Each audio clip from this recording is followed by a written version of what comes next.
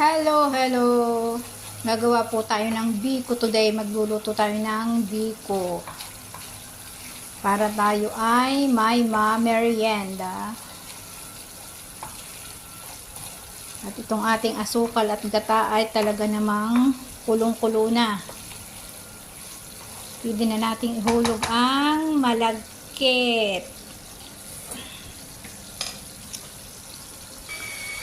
Ay nako, pasensya na. Ayan na naman yung maingay.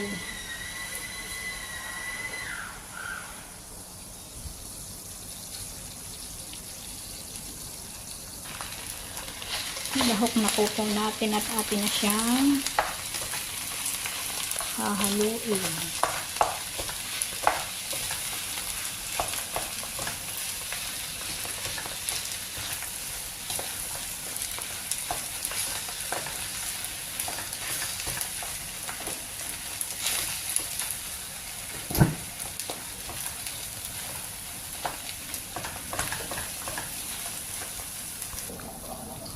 Ito na po yung ating biko. Atin lang siyang iin-inin para magkaroon ng kaunting tutong.